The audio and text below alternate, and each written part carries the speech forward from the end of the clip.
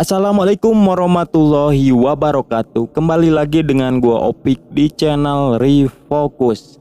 Dan kali ini gua akan melanjutkan alur cerita film My Boss My Hero, dan sekarang yang berjudul My Boss My Teacher, yang dimana setelah bos gangster ini lulus dari SMA, kini ia harus melanjutkan sekolahnya ke perguruan tinggi. Tapi di selang pendidikannya ia juga menjadi guru SMA. Oke, siapkan dulu sebat kopinya biar mantap nontonnya cuy. Gas.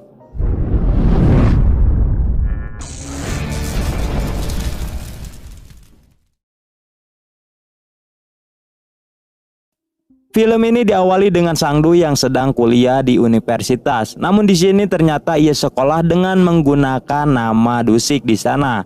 Karena Dusik sebagai ketua geng tentu saja pasti sibuk untuk mengurus bisnis gengnya.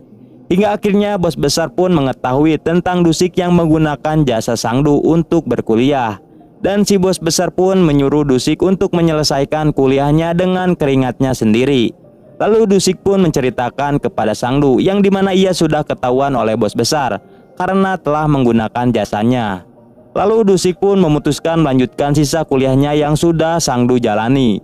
Yang ternyata Dusik diharuskan untuk melakukan PKL atau praktek lapangan terlebih dahulu agar ia bisa lulus dari kuliahnya. Dan tugasnya itu adalah menjadi seorang guru etika di sebuah SMA. Keesokan harinya Dusik pun diantar oleh Sangdu termasuk dengan Daikari dan supirnya yaitu Dongpal, orang yang selalu ngebully Dusik ketika SMA. Ketika sampai di sekolah itu, Sangdu menyarankan Dusik untuk turun sedikit lebih jauh dari sekolahnya dikarenakan ulah Daikari yang telah menyuruh pasukannya untuk melakukan pengawalan. Lalu Dusik pun memutuskan untuk turun di sana karena ia tidak ingin penyamarannya terbongkar. Namun karena kejauhan ia kembali terlambat seperti scene saat masuk SMA.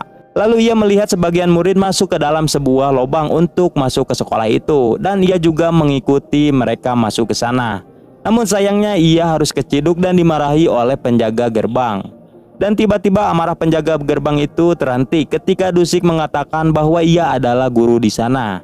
Lalu Dusik pun diperkenalkan oleh Mr. Lee yang dimana ia ini adalah ketua yayasan dari sekolah itu. Karena penampilan Dusik yang culun, murid-murid di sana pun mengejek Dusik.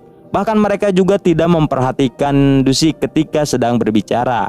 Hingga akhirnya ia pun marah dan menggebrak meja. Seketika semua murid terdiam dan langsung memperhatikan Dusik. Namun tiba-tiba Dusik melihat salah satu murid sedang tidur. Lalu ia pun langsung memukulnya dengan guru. Dan ia pun kaget yang ternyata murid itu adalah bos besarnya Dusik. Dan ternyata bos besar itu juga belum memiliki ijazah SMA. Sehingga ia pun juga diharuskan untuk bersekolah lagi.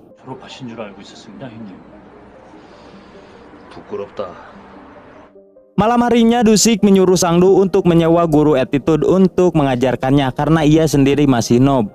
Tetapi konyolnya mereka belajar sambil mabok yang membuat guru itu langsung sempoyongan. Bahkan ia juga berani untuk memarahi Dusik yang membuat ia dikasih pelajaran. Ketika Dusik mau pulang, Daikari mencegahnya karena ia ingin memberikan sebuah kejutan. Yang ternyata itu adalah sebuah pesta untuk penghargaan Dusik yang kini menjadi seorang guru. Namun Dusik memarahinya karena ia telah boros dan merugikan dengan mengadakan pesta itu. Lalu Dusik menyuruh Sangdu untuk menelpon istrinya bahwa ia telah berselingkuh sehingga hukuman itu tetap dilanjutkan oleh istrinya. Esokan harinya Sangdu bersama Daikari diperintahkan pergi ke Hong Kong untuk mengurusi bisnisnya dengan gangster di sana. Karena Dusik yang mempercayai Sangdu yang dianggap sangat pintar dan bisa berbahasa Inggris. Tetapi ketika di pos migrasi mereka malah ditangkap karena Sangdu yang menjawab pertanyaan dari petugas dengan seenak jidat. Yang dimana Sangdu tidak bisa bahasa Inggris. Have any weapons or drugs? Yes. Yeah, bravo.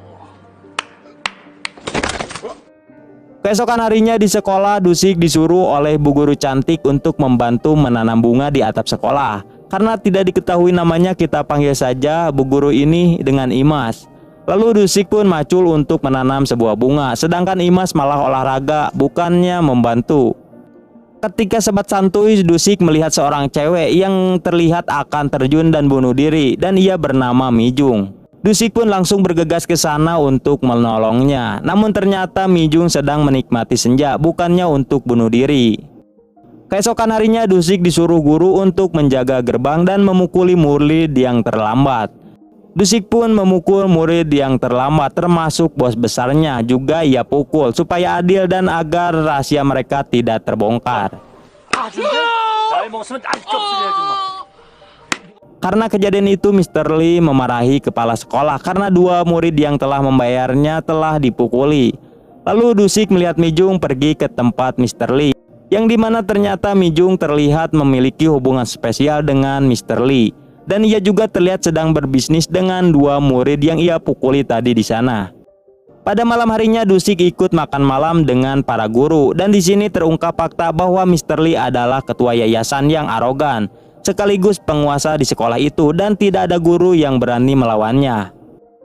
Pada saat di jalan Dusik dan Dongpal melihat segerombolan gangster yang sedang membuat kerusuhan di kedai itu karena belum memiliki izin dari gangster itu. Ia pun langsung menyuruh Dongpal untuk menghentikan mereka, yang ternyata kedai itu milik neneknya Mijung. Ketika di sekolah, Dusik melihat bosnya sedang dibully di sana. Alasan bosnya tidak melawan karena ia tidak ingin membuat masalah dan penyamarannya tidak terbongkar. Lalu Dusik pun menghampiri dan menghajar mereka semua.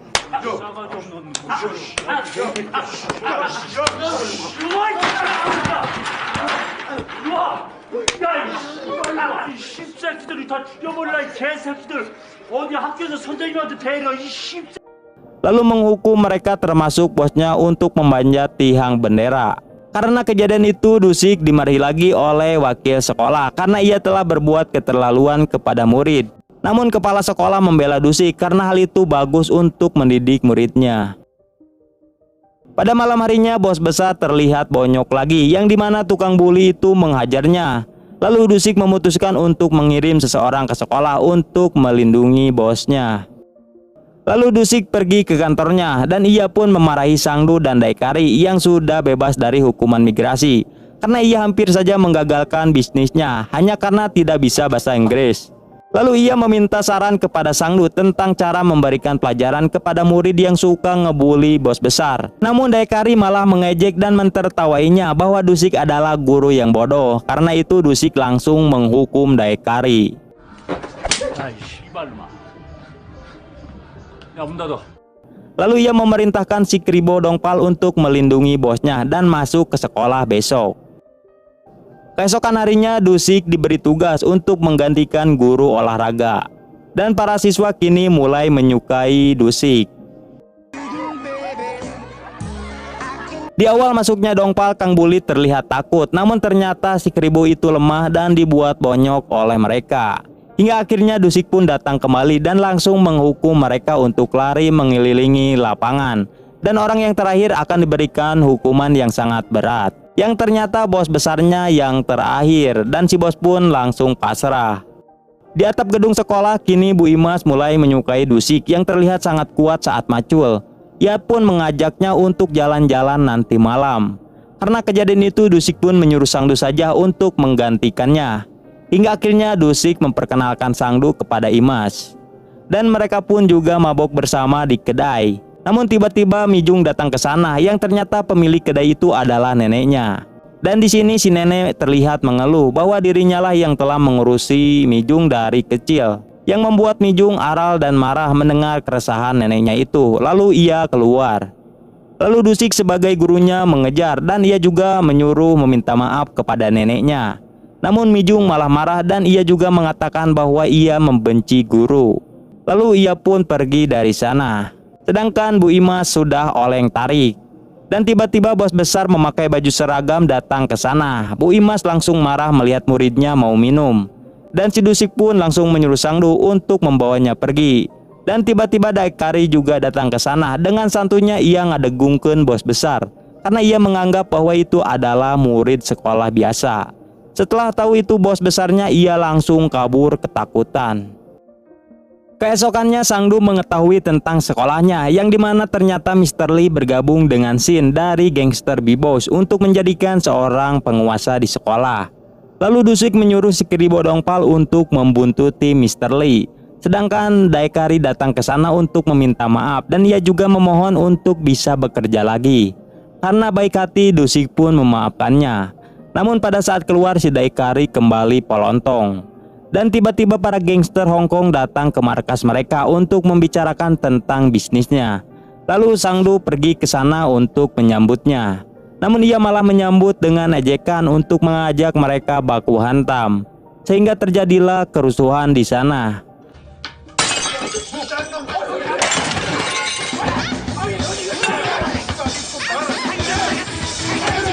Dari kejadian itu, Dusik langsung memarahi Sangdu dan Daikari karena proyek besar dengan gangster Hong Kong telah gagal. 야, 이 새끼들아, 이게 얼마나 중요한 일인지 몰라서 그랬어? 에? Keesokannya Disuk menemani Mijung dan ia juga menghiburnya untuk menghilangkan rasa kebenciannya kepada guru. Dan Dusik juga memutuskan untuk melindunginya. Di sisi lain, si Kribo telah membuntuti Mr. Lee di sekolah itu, yang dimana Mr. Lee telah menyalin kunci jawaban untuk dijadikan bisnisnya. Dan si Kribo langsung memfotonya. Kembali ke Dusik yang sedang bersama Mijung, yang dimana mereka sedang berteduh dari hujan. Karena melihat kantong Mijung sudah jelek, Dusik pun bergegas pergi ke toko untuk membelikannya tas baru. Namun tiba-tiba Mr. Lee datang dan mengganggu Mijung, yang dimana Mr. Lee cemburu karena Mijung lebih memilih Dusik dibandingkan dirinya. Yang dimana Mijung ini adalah pacar bayaran untuk menemani malamnya Mr. Lee. Dan semua itu ia lakukan untuk membantu perekonomian dirinya dan neneknya. Mijung yang kesal, ia langsung pergi dari sana. Namun sayangnya ia tertabrak mobil.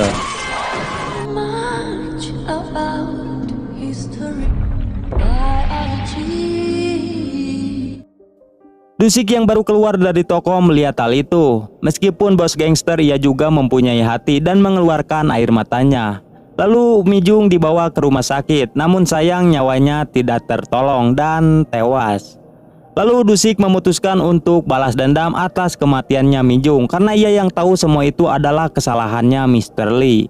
Lalu ia mengambil sebuah tongkat dan pergi ke tempat Mr. Lee. Dengan amarahnya yang memuncak, ia tidak bisa dihentikan dan menghajar Mr. Lee tanpa ampun.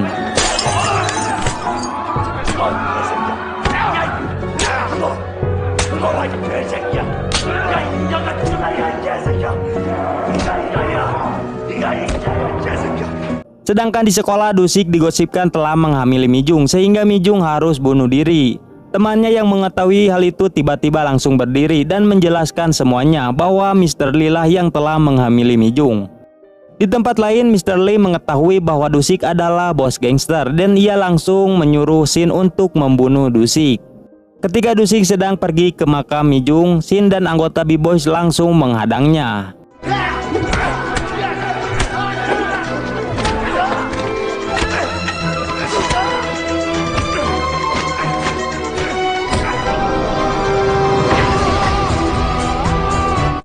Awalnya Dusik bisa mengatasi mereka semua, namun karena kalah jumlah, Dusik pun juga kewalahan untuk menghadapi mereka. Namun tiba-tiba pria misterius yang menggunakan motor ninja datang ke sana, yang ternyata itu adalah bos besarnya Dusik. 두시가 이거 좀 땡겨봐라. 예, 형님. 잠깐만.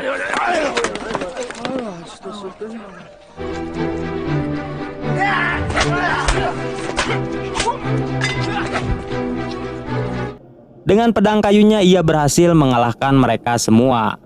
Lalu Shin menantangnya untuk duel. Dengan satu tendangan saja Shin berhasil dikalahkan. Karena kesal, ia pun menyuruh semua anak buahnya untuk menyerang sekaligus. Dusik dan si bos pun kewalahan. Tapi tidak lama kemudian datanglah Sangdu bersama pasukannya. Dan terjadilah pertarungan sebenarnya antar geng di sana.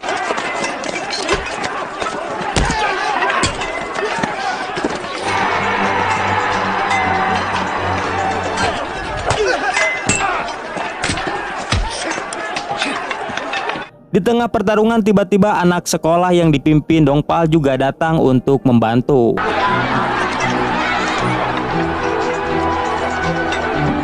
Hingga akhirnya geng B-Boys pun kabur. Keesokan harinya di sekolah, Dusik memutuskan untuk berpamitan karena hari itu adalah hari terakhirnya untuk mengajar. Semua murid pun terdiam setelah mendengar akan kepergiannya Dusik. Setelah menjelaskan semuanya, ternyata ada polisi yang sedang menunggunya, yang ternyata ia harus dipenjara karena telah menyiksa Mr. Lee. Sedangkan Mr. Lee juga ikut ditangkap karena telah diketahui melakukan kecurangan dan mendapatkan keuntungan dari sekolah. Selama di penjara, Dusik selalu dikunjungi oleh muridnya dan memberinya surat. Meskipun mengajar sebentar, Dusik dianggap sangat berkesan oleh semua murid. Di akhir film, ketika Dusik bebas, ia bertemu dengan bos besarnya yang sekarang sudah mendapatkan ijazah SMA. Lalu Dusik menyuruh bos besarnya untuk melanjutkan sekolah mafia di Italia, dan film pun tamat. Mantap, ending yang sangat bagus sekali cuy.